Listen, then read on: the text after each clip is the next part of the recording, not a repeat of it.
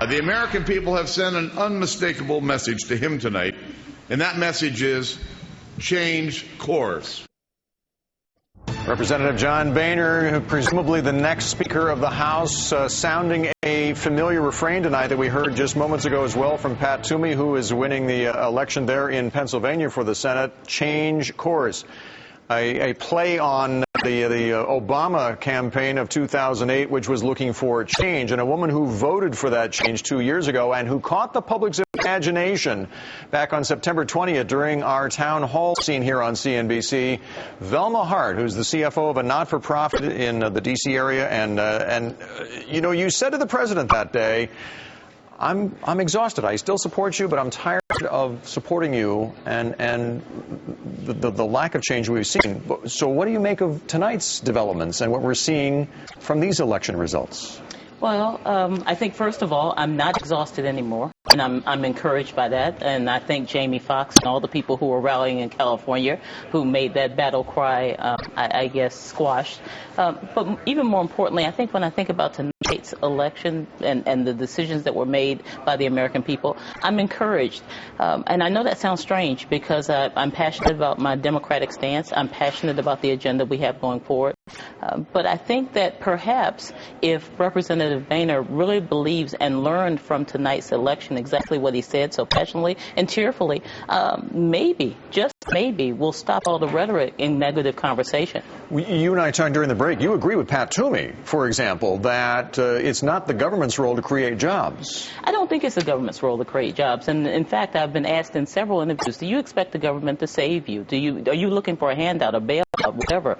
No, I don't expect the government to do that. But I do expect the government to create positive policy that will advance my way of life, that will make sure that my children's rights are protected. Give me a for instance. What, health care reform you're talking about? Is that what it is? Absolutely. Health care reform, climate change, the infrastructure bills that the Democrats are trying to advance, all of those things are going to help. But now you have an Eric Cantor who will presumably be the majority leader in the House saying tonight that two things on his agenda right away will be to try and repeal health care reform and to cut government spending back to 2008 levels, presumably taking money out of some of those programs that saw an emphasis during the president's first 2 years. I actually heard those comments, and the health reform repeal I kind of find interesting.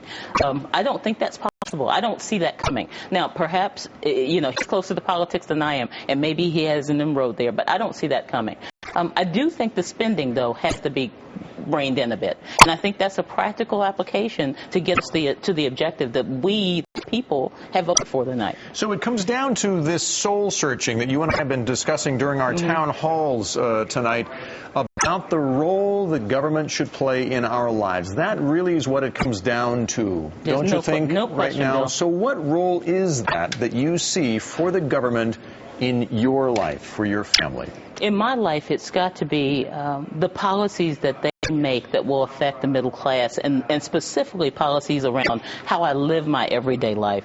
You may remember in the town hall meeting, I said to the president, and even after that, that I think middle class Americans want to feel it in their day-to-day lives, at the grocery store, at the gas station, at the places that they exchange currency with all the time, retail, buying shoes. That's where they really want to feel it. And I think small strides in that space will encourage us all. So tonight doesn't feel necessarily like a defeat for you? It absolutely doesn't feel it. In fact, if we think about all we've talked about tonight, it should have been expected.